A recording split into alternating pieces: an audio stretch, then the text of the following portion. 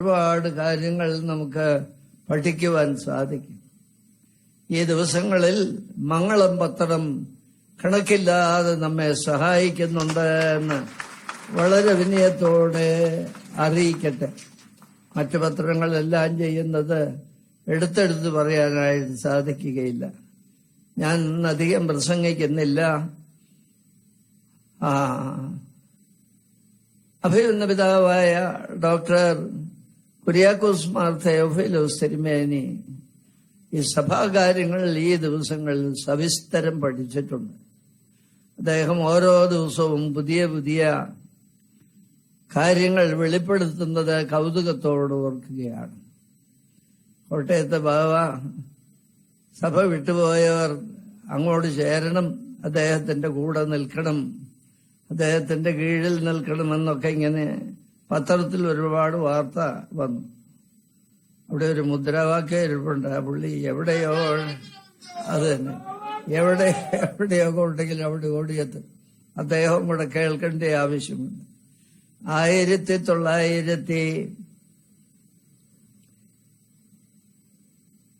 1970കളിൽ ഞാനിവിടെ കോലഞ്ചേരിയിലായിരുന്നല്ലോ. മെഡിക്കൽ മിഷന് വേണ്ടി രാവും പകൽ ഓടുകയായിരുന്നു. ഒരു ദിവസം രാവിലെ ഇവിടുന്ന് ഏതാണ്ട് തെക്കോട്ട് മാറി ഒരു 7.5 കിലോമീറ്ററോ 8 കിലോമീറ്ററോ ദൂരം വരും. അവിടുത്തുകാരന് ഒരു മാനസിക രോഗിയെ മെഡിക്കൽ മിഷനിൽ കൊണ്ടുവന്ന് ആ കാർപോർച്ചില് ടാക്സിക്കാരൻ തള്ളിയിട്ടിട്ട് പോയി. പിടിച്ച് തള്ളി വലിച്ച് അടിച്ചു. വണ്ടിയുടെ ഡോറൊക്കെ കുറച്ച് കേടുവരുത്തി. അവൻ നല്ലൊരു മല്ലന, കാലുകൊണ്ട് ശക്തിയായിട്ട് ചവിട്ടി. ഞാൻ അടുത്ത് എന്നപ്പോ അവൻ പറഞ്ഞു, എന്നെ പറ്റിക്കാൻ വന്നിരിക്കുകയെന്ന് തോന്നുന്നല്ലോ എന്ന് പറഞ്ഞു. ഞാനൊന്നും പറഞ്ഞില്ല. ഈ സമയത്തിനുള്ളിൽ ഒരു നേഴ്സ് കയ്യിലൊരു കുശാണ്ടമായിട്ട് വന്നിട്ടുണ്ട്. കുശാണ്ടം എന്ന് പറഞ്ഞാൽ അതിന് എന്നാ മനെ പറഞ്ഞു, കുശാണ്ടം ചീത്ത വാക്കാണ്. ഈ വേഗം പറഞ്ഞു, സിറിഞ്ച്. അപ്പൊ അവളുടെ നേരെ നോക്കിയിട്ട് എനിക്ക് നിന്നെ അത്ര പിടിക്കുന്നില്ല എന്ന് പറഞ്ഞു.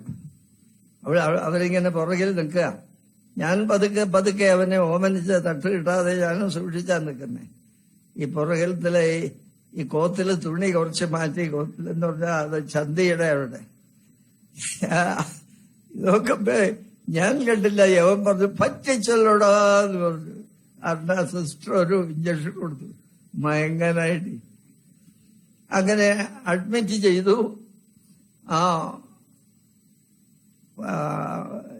നമ്മുടെ ആ പടിഞ്ഞാറ് നിന്ന് ഇങ്ങോട്ട് വരുന്ന പാസേജില് ഇവനെ അഡ്മിറ്റ് ചെയ്തിരിക്കുക. പകുതി വാതിൽ അടച്ചിട്ട് കുളത്തിട്ടിരിക്കുക. അതിന്റെ മേതെ ചാടിപ്പോവാതെ ഇങ്ങനെ സൂക്ഷിക്കുന്നുണ്ട്. ഞാൻ അവിടെ വന്നു. അപ്പൊ അവിടെ നിന്ന സിസ്റ്ററും ആ ചാർജുള്ള ഒരു ജോലിക്കാരനും പറഞ്ഞു, ഇപ്പൊ വരാൻ കേട്ടോ, അച്ഛൻ അവിടുന്ന് പോകല്ലേ കേട്ടോ എന്ന് പറഞ്ഞു. ഞാൻ അവനോട് സ്നേഹം കൂടി, കണ്ടമാന സ്നേഹം കൂടി. ഞങ്ങളിങ്ങനെ നിൽക്കുമ്പോൾ ഡോക്ടർ മാമൻ ചെറിയാൻ, ഡോക്ടർ വെട്ടത്ത്, ഡോക്ടർ പുത്തൂരാൻ, വേറെ 2-3 നഴ്സുമാരും കൂടെ പടിഞ്ഞാറുനിന്നും കൂടെ വന്നു. അപ്പൊ അവൻ ഈ അരക്കഥകയിൽ ഇങ്ങനെ പിടിച്ചോണ്ട് നിൽക്കായി ഭാന്തൻ. അപ്പൊ ഇവരങ്ങ് അധികം ശ്രദ്ധിക്കാതെ എന്റെ നേരെ ചിരിച്ച് നല്ല സൂക്ഷിപ്പുകാരനാണ് എന്ന് പറഞ്ഞ് ഇവരിങ്ങനെ അങ്ങോട്ട് പോകുമ്പോ ഈ മാനസിക രോഗി ഹേയ് അങ്ങനെ പോയാൽ ഒക്കില്ല, ഒന്നും കൂടെ വന്ന ഒരു കാര്യം പറയാനുണ്ട്, വിലപ്പെട്ട ഒരു കാര്യം എന്ന് പറഞ്ഞു. അപ്പൊ ഞാനും അല്പം നിന്ന് കൊടുത്തു ഇവൻ എന്നാ പറയുന്നതെന്ന് കേൾക്കാനായിട്ട്. അവരും കൂടെ തിരിഞ്ഞു വന്നപ്പോ കോട്ടയത്തെ ബാബ പത്രത്തിൽ ചില കാര്യങ്ങൾ പറഞ്ഞതിനോട് ചേർത്തായി പറഞ്ഞവരനെ എല്ലാരും അങ്ങോട്ട് കൂടണം എന്നൊക്കെ. അപ്പോ യവൻ പറഞ്ഞു, ഒരു കാര്യം പറയാനാ ഞാൻ നിങ്ങളോട് നിൽക്കാൻ പറഞ്ഞു. ഞാൻ ഈ ലോകത്തിൽ കല്യാണം കഴിക്കുന്നുണ്ടെങ്കിൽ ഈ അച്ഛനെ അല്ലാതെ വേറൊരാളെ ഞാൻ കേട്ടില്ല.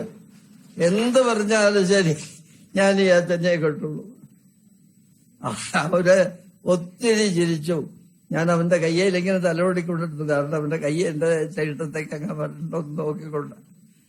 ഞാൻ പറഞ്ഞത് ആ മാനസിക രോഗിയും പിന്നെ നമ്മുടെ കോട്ടയത്തെ ബാവായ ഈ സഭയൊക്കെ അങ്ങോട്ട് കൂടണമെന്ന്.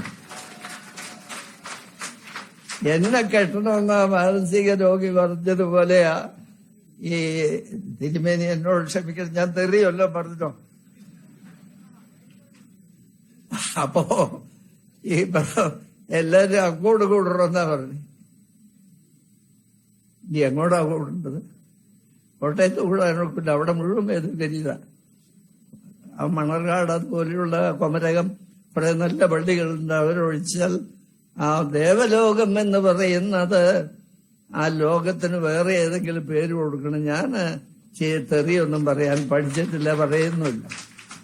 പക്ഷേ ആ ഭ്രാന്തന്റെ എന്റെ നേരെയുള്ള പ്രേമം പോലെയാണ് ദേവലോകത്തെ ബാവ ഞങ്ങളെ അങ്ങോട്ട് ചേർക്കാൻ ശ്രമിക്കുന്നത് എന്ന് പറഞ്ഞില്ലെങ്കിൽ തെറ്റായി പോവില്ലേ?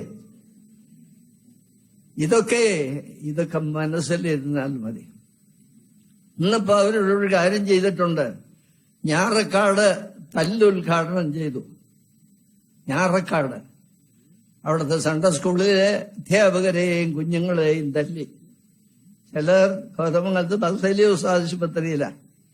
ഈ തല്ലുദ്ഘാടനം ചെയ്താൽ അത് ഒരു തരത്തിൽ നന്നായെങ്കിലും പാത്രക്കേസ് കഴിച്ചതെല്ലാം തുടങ്ങിയ പിന്നെ അത് പിന്നെ ബുദ്ധിമുട്ടായിട്ട് വരും. ഇവിടുത്തെ ഗവൺമെന്റ് നിഷ്പക്ഷത പാലിക്കുന്നു. അപ്പൊ നമ്മൾ അവരെ കൂടെ അല്പം തല്ലുകൊണ്ടാലും അവരെ കൂടെ നമ്മൾ കരുതി പോകേണ്ട ആവശ്യമുണ്ട്. വാത്സല്യ മക്കളെ ഞാൻ ദീർഘിപ്പിക്കുന്നില്ല. ഇന്നതേ പറയാവൂ, ഇന്നതേ എഴുതാവൂ, ഇന്നതേ നിവർത്തിക്കാവൂ എന്നൊന്നും ഒരു വ്യവസ്ഥയുമില്ല. എത്ര നീചമാണ്! കോലഞ്ചേരി പള്ളിയില് ഇത് 4-ാം പ്രാവശ്യമായിട്ടാണ് കയറുന്നത്, അതോ 3ആണോ എന്നറിയില്ല. ഒരിക്കൽ കയറിയപ്പോ നമ്മുടെ ഒരു തിരുമേനി ഉണ്ടായിരുന്നു. അതൊക്കെ തിരിച്ചു പോകുന്നല്ലേ. അപ്പോ അതൊക്കെ കയറിയാലും ഞങ്ങൾക്കറിയാം. ഞങ്ങളതൊക്കെ അടിച്ചു തൂത്ത് വൃത്തിയാക്കി ഉദാശ ചെയ്ത് കാര്യങ്ങൾ നേരെയാക്കാനായിട്ട് ഞങ്ങൾക്കറിയും. ഞങ്ങൾക്കതിന് അവകാശമുണ്ട്, അധികാരമുണ്ട്, ദൈവം ചുമതലപ്പെടുത്തിയിട്ടുണ്ട്. പത്രോസ്തോലന്മാര് ജീവിക്കുകയാണ്. ഈ കയ്യേറ്റങ്ങളൊന്നും നല്ലതല്ല. പക്ഷേ തല്ലുദ്ഘാടനം ചെയ്തത് നന്നായില്ല. അപ്പൊ അങ്ങനെ ഞങ്ങളാരും തല്ലുകാരല്ലെങ്കിലും കൊണ്ട് കണ്ണടച്ചു നിൽക്കും എന്ന് ആരും വിചാരിക്കരുത്. ബഹുമാനപ്പെട്ട ഗവൺമെന്റോ ഒക്കെ ഇത് 20-ാം നൂറ്റാണ്ടിന്റെ നല്ല സന്ദർഭമാണ്. ഇവിടെ കേരളത്തിൽ ശാന്തിയും സമാധാനം ഉണ്ടാകട്ടെ എന്ന് പ്രാർത്ഥിക്കുന്നു. ഒരു വാക്ക് പറഞ്ഞു നിർത്തുകയാണ്. ഞങ്ങളും ഞങ്ങളുടെ സന്തതി പരമ്പരകളും ഇന്ന് ഇവിടെ ആ പ്രതിജ്ഞ എടുത്തത് ഒന്നുകൂടെ ഓർക്കുകയാണ്, ഓർപ്പിക്കുകയാണ്. സ്ഥാപന ഉദ്ദേശം നിറവേറ്റാതെ നമ്മൾ കണ്ണിനുറക്കം കൊടുക്കുകയില്ല. ഇന്ത്യക്ക് സിംഹാസനത്തിന് കീഴിലേക്ക് ആരാധിക്കാൻ സ്ഥാപിച്ചതാണോ അതെല്ലാം കിട്ടിയേ മതിയാവും. കുറച്ചു നാളത്തേക്കൊക്കെ നിങ്ങൾക്ക് സാധിക്കും. കഴിഞ്ഞ ദിവസം പറഞ്ഞില്ലേ, മുക്കട ഒരുത്തൻ, മുക്കട എന്ന് പറയുന്ന ഒരു സ്ഥലത്ത് ഒരു കല്യാണ പന്തലില് അലമ്പുണ്ടായി. ആ തൂണെ ചാരി നിന്നവൻ ഒരുത്തൻ വന്നിട്ട് പറഞ്ഞു, ഞാനിപ്പോ തീർക്കാം, പരിഹാരം ഉണ്ടാക്കാന്ന് പറഞ്ഞു. അവന്റെ ശബ്ദം കേട്ടപ്പോ എല്ലാരും വിചാരിച്ചു യോം എടുക്കനാണല്ലോ.